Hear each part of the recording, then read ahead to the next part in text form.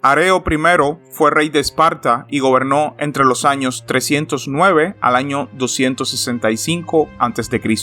Su reino se destaca por sus intentos de transformar Esparta en un reino helenístico y recuperar su anterior preeminencia en Grecia. En particular, mantuvo conflictos contra los reyes Antígono Gónatas de Macedonia y Pirro del Épiro. La primera parte del reinado de Areo estuvo dominada por la influencia de su tío y regente Cleónimo. Cleónimo fue un hábil general que hizo campaña en Grecia y en el extranjero al frente de ejércitos mercenarios. El primer registro de Areo en las escasas fuentes antiguas tuvo lugar en el año 281, cuando lideró una alianza de ciudades-estado griegas para desafiar el control macedonio sobre Grecia, pero fue rápidamente derrotado por la Liga Etolia, aliada de Macedonia. En el año 275, Cleónimo desertó y se pasó al bando de Pirro de Épiro, quien lanzó una invasión del Peloponeso en el año 272. Areo, sin embargo, repelió el ataque y persiguió a Pirro hasta su muerte en Argos. Gracias al prestigio de esta victoria, Areo fundó otra alianza en torno al año 267 con Atenas y Egipto contra el rey macedonio Antígono Gónatas. Sin embargo, la subsiguiente guerra de Cremónides fue un desastre para los griegos y Areo murió en una batalla cerca de Corinto en el año 265. Aunque la actividad militar de Areo muestra que Esparta había recuperado temporalmente algo de su antigua gloria, el principal interés de su reinado es la introducción de rasgos helenísticos en la tradicionalmente austera Esparta. Por primera vez en siglos, artistas destacados se trasladaron a Esparta, probablemente atraídos por el patrocinio del rey, quien probablemente construyó el primer teatro de la ciudad. Areo también es conocido como el rey que acuñó monedas por primera vez en Esparta, debido a que el dinero hasta ese momento estaba prohibido en la polis. Su postura como rey helenístico le aportó un considerable prestigio internacional, pero alteró el orden constitucional de la ciudad, en particular al eclipsar a los reyes de la otra dinastía espartana. Para facilitar el reclutamiento de mercenarios judíos, Areo reclamó una ascendencia compartida con ellos, quienes respondieron favorablemente y luego renovaron repetidamente su amistad con Esparta, aunque se discute la realidad de esta conexión espartano-judía. Areo era hijo de Acrótato y el nieto de Cleómenes II. Como el reinado de su abuelo fue muy largo, su hijo Acrótato murió antes que él, y Areo sucedió a su abuelo alrededor del año 309. Se ha sugerido que Areo nació poco después de que su padre regresara de una misión en Sicilia en el año 312. Pausanias, un geógrafo griego del siglo II después de Cristo, así como Plutarco, cuentan que Areo era todavía un niño en el año 309. El segundo hijo de Cleómenes, Cleónimo, impugnó el reclamo de su sobrino, pero la Gerusia, la Asamblea Suprema de Esparta, defendió la sucesión lineal tradicional de la realeza espartana y le dio el respaldo a Areo. Cleónimo terminaría como el regente mientras durara la minoría de edad de Areo, y gobernó en su lugar probablemente hasta el año 295. Cleónimo conservó un lugar destacado durante la primera mitad del reinado de Areo. Se conoce que en el año 303 Esparta lo envió para ayudar a Tarento contra los lucanos y la República Romana. Pausanias cuenta además que a Cleónimo se le dio el mando del ejército como compensación por su derecho negado al trono. Pero esto es probablemente otra invención, ya que no hay nada inusual en que el regente reciba tal mando. Por ejemplo, en el año 479, Pausanias ganó la batalla de Platea como regente de su primo más joven, Pleistarco. No se sabe nada de Areo hasta el año 291, principalmente por la pérdida de varias fuentes antiguas, pero también porque Esparta era solo una potencia regional de menor interés para los historiadores antiguos. Por tanto, no registraron su actividad. Para el año 281, las guerras de los Diádocos llegaron a su fin con la muerte de Lisímaco, rey de Macedonia, y Seleuco, fundador del Imperio Seleucida. En Grecia, muchas ciudades intentaron recuperar inmediatamente su independencia. Dicho control político lo tenía el rey macedonio Antígono Gónatas, y Esparta también entró dentro de este movimiento independentista, alineándose contra Macedonia por primera vez desde la derrota de Agis III en la batalla de Megalópolis del año 331. Sin embargo, Esparta no atacó frontalmente a Macedonia, apuntando, en cambio, a su aliado más débil, la Liga Etolia, la cual se había hecho con el control del santuario panhelénico de Delfos unos años antes. Desde la Segunda Guerra Sagrada, Esparta asumió el papel de protector de Delfos y Areo denunció la profanación del suelo sagrado por parte de los etolios. El ataque a la Liga Etolia pudo haber sido determinado por la imposibilidad de pasar por el Istmo de Corinto, que estaba fuertemente guarnecido por Macedonia. El plan de Areo era posiblemente obtener una victoria contra los etolios y luego atacar Corinto desde el norte y el sur. Los eruditos modernos a veces llaman a esta guerra la Quinta Guerra Sagrada. Areo fue elegido por varios de los otros estados para liderar la alianza contra los etolios, quizás porque las campañas de Clónimo causaron una buena impresión y se consideró que Esparta volvía a producir comandantes capaces. Sin embargo, los historiadores modernos no están de acuerdo sobre el alcance de esta alianza, ya que la mayor parte de esta guerra se conoce por Justino. Areo luego cruzó el Golfo de Corinto junto a tropas formadas por una alianza de varias ciudades del Peloponeso y se movió al suroeste de Delfos. A pesar de hacerse pasar por el libertador de la tierra sagrada de Delfos, Areo dejó que sus soldados se dispersaran para saquear la zona. Como resultado, los etolios infligieron una contundente derrota al ejército disperso de Areo. Aunque las cifras citadas por Justino son improbables, dice que 500 etolios mataron a 9.000 espartanos y aliados. De hecho, Areo podría haber comandado a 3.000 hombres como máximo. Los espartanos probablemente enterraron a sus muertos en el lugar, y la alianza que el rey espartano había creado con otras ciudades-estado se derrumbó tras su derrota, probablemente porque su liderazgo militar ya estaba desacreditado. Otra posibilidad es que, como Antígono de Macedonia estaba lejos haciendo campaña en Asia, los peloponesios no se sintieron lo suficientemente amenazados como para permanecer en la alianza. Después de la derrota de Areo, las operaciones militares fueron dirigidas nuevamente por Clónimo. Se le registra en el año 279 haciendo campaña contra Mesenia, lo que les impidió enviar ayuda a los etolios que se enfrentaban a una invasión de las tribus galas.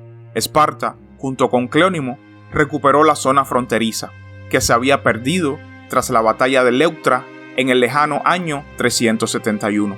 Entre los años 279 y 276, Clónimo tomó la guarnición macedonia de Tresén en la Argólida y también se menciona en Creta, actuando como pacificador entre las ciudades de la guerra civil existente en la isla. Esta política de intervenir en los asuntos de Creta fue continuada por Areo posteriormente. La isla produjo una gran cantidad de mercenarios, en los que Esparta se apoyó para sus operaciones. Además, Creta era uno de los pocos lugares donde Esparta podía extender su influencia sin enojar a ninguno de los tres grandes reinos helenísticos. Por lo tanto, Clónimo recibió todos los mandos militares entre los años 279 y 275, probablemente porque se le consideraba más capaz que Areo tras la derrota del rey contra los etolios, una situación que debió preocupar considerablemente a Areo. Además, Plutarco cuenta que Clónimo se casó con una mujer mucho más joven llamada Chilonis. Esta mujer espartana era una novia particularmente atractiva, debido a su ascendencia real y a su riqueza. Clónimo trató de acercarse al otro rey, Arquidamo IV, y por lo tanto mejorar su estatus dentro de Esparta. Sin embargo, Areo envió a su hijo Acrótato a seducir a Chilonis para frustrar las ambiciones políticas de su tío. En el año 275, Cleónimo, enojado, abandonó Esparta y se exilió en Épiro, ya que había estado familiarizado con el rey Pirro en campañas militares donde habían coincidido. Para el año 275, Pirro acababa de regresar de Magna Grecia después de una expedición fallida contra la República Romana y Cartago. Plutarco y Pausanias cuentan que Cleónimo huyó a Pirro para solicitar su ayuda y convertirse en rey de Esparta, pero esto es poco probable, ya que la campaña de Pirro contra Esparta data del año 272. El primer enfrentamiento de Pirro fue en cambio contra Antígono Gónatas, mientras codiciaba el trono macedonio, durante el cual le dio a Cleónimo el mando de la falange epirota.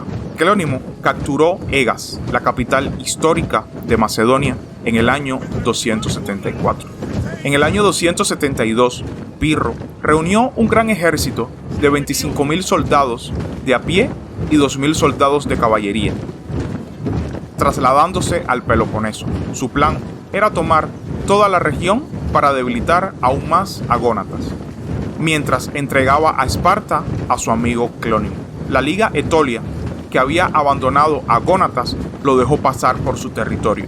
También recibió el apoyo de la Liga Aquea, al otro lado del Golfo de Corinto, así como de Elis, y luego se instaló en Megalópolis, otro nuevo aliado, donde recibió múltiples embajadas de diversos estados, en particular de Argos, el cual tenía una fuerte facción a favor de Pirro.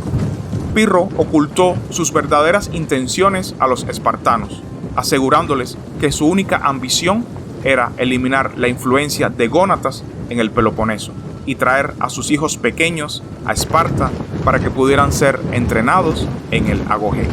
Por lo tanto, los espartanos fueron tomados completamente por sorpresa cuando Pirro los atacó y sitió su ciudad, mientras Areo estaba haciendo campaña en Creta en una guerra contra la ciudad de Knossos. Sorprendentemente, Esparta recibió ayuda de Mesenia, aunque sus habitantes habían sido ilotas antes de la batalla de Leuctra. Las relaciones entre las dos ciudades mejoraron considerablemente durante el siglo III a.C., ya que las evidencias muestran vínculos entre los respectivos aristócratas. Aún más inesperada fue la ayuda enviada por Gónatas, quien de hecho temía que Pirro pudiera desafiar su trono si tomaba todo el Peloponeso. Como consecuencia, gracias a los mercenarios macedonios encabezados por Ameinias el Focense, Pirro tuvo que levantar el sitio de Esparta. Luego devastó el sur de Laconia, pero se retiró a Argos para apoyar su facción en la guerra civil que acababa de estallar en la ciudad.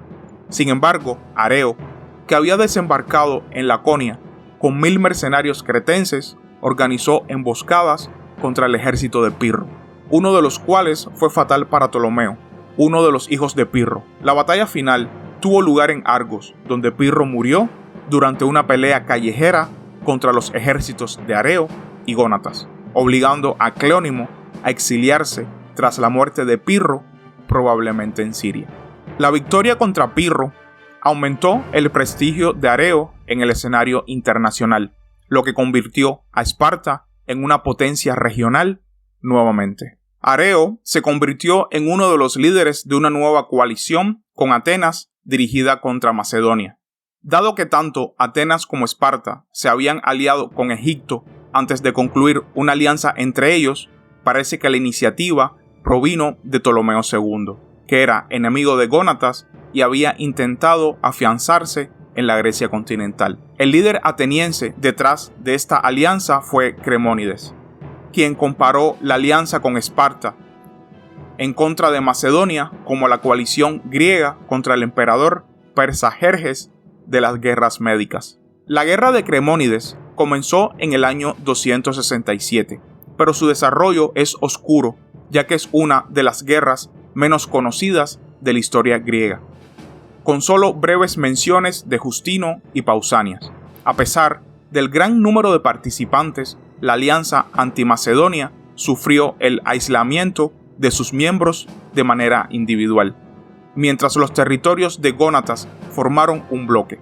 Además, Gónatas todavía tenía el control del puerto ateniense del Pireo, lo que equivalía a un asedio permanente de Atenas. Ptolomeo II ayudó a Atenas enviando a su almirante Patroclo, pero sus fuerzas no fueron suficientes para desalojar a Gónatas del Pireo, aunque construyó varios fuertes a lo largo de la orilla del Ática. Por lo tanto, el resultado de la guerra dependía completamente de Areo, quien aparentemente pasó el istmo de Corinto sin obstáculos durante el primer año de la guerra, pero luego no pudo reunirse con Patroclo porque Gónatas había construido un muro en Ática para bloquearlo. Regresó a casa una vez que se agotaron sus suministros. Gónatas, por su parte, se acuarteló en el muro del istmo para evitar que Areo pudiera pasar, lo que intentó hacer una o dos veces. Aproximadamente en el año 265 tuvo lugar una batalla cerca de Corinto entre el grueso del ejército de Gónatas y el de Areo, en el que murió este último, y aparentemente muchas de sus tropas. Areo fue sucedido por su hijo Acrótato, quien murió poco después ante los muros de Megalópolis, probablemente en el año 262. Si bien la realeza espartana había sido un anacronismo en la Grecia clásica, se convirtió en la forma de gobierno predominante durante la era helenística.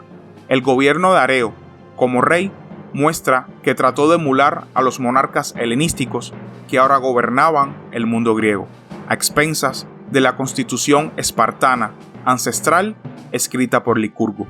Aunque Esparta era una diarquía con dos reyes de igual poder, Areo eclipsó por completo a los reyes de la dinastía Europóntida.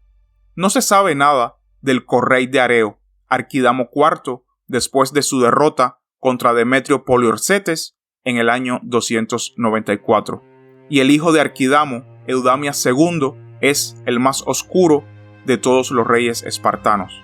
Las fechas de su reinado son altamente conjeturales. A los Europóntidas también se les negó cualquier mando militar, incluso cuando Pirro atacó a Esparta mientras Areo estaba fuera. La defensa de la ciudad fue confiada al joven hijo de Areo, Acrótato. En el decreto ateniense grabado que forjaba la alianza con Esparta antes de la guerra de Cremónides, Areo se menciona por su nombre 5 veces, mientras que su correy está ausente completamente, lo que demuestra que para los atenienses Areo era el único gobernante de Esparta. La característica más llamativa de esta nueva era la introducción de monedas en Esparta. Supuestamente, el uso de monedas había estado prohibido desde la época de Licurgo, porque el dinero se consideraba una fuente de codicia y corrupción. Las primeras monedas de Areo fueron tetradracmas del estandarte ateniense, que mostraban la cabeza del joven Heracles y Zeus sentados en un trono, que en ese momento formaban imágenes comunes en las monedas de Alejandro Magno y sus sucesores. También se ha sugerido varias fechas para la producción de estos tetradracmas, pero estudios recientes respaldan una fecha al comienzo de la guerra de Cremónides, utilizadas probablemente para pagar a los mercenarios contratados por Areo, y se piensa que dichas monedas fueron acuñadas fuera de Esparta, quizás cerca de Corinto. Areo también produjo una segunda serie de monedas más pequeñas, que probablemente estaban destinadas para la circulación local dentro de Esparta. Estos óvulos presentan la cabeza de Heracles y su garrote, en alusión a su ascendencia. Los reyes espartanos fueron, de hecho, los últimos descendientes de Heracles tras la extinción de la dinastía Argeada de Macedonia en el año 309, lo que representaba una importante fuente de prestigio dentro del mundo griego.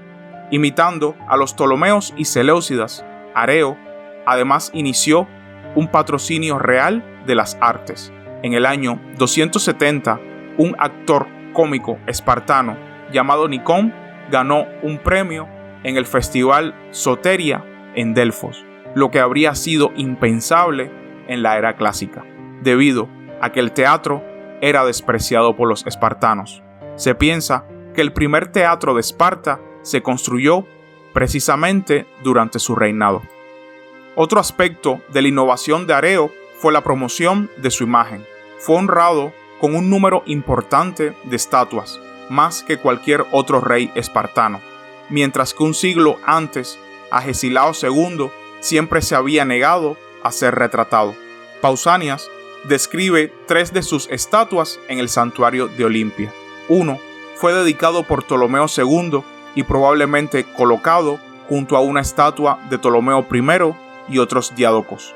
Una segunda fue un monumento ecuestre propio de la nueva era, y el tercero fue dedicado por la ciudad de Elis, otro aliado de Esparta.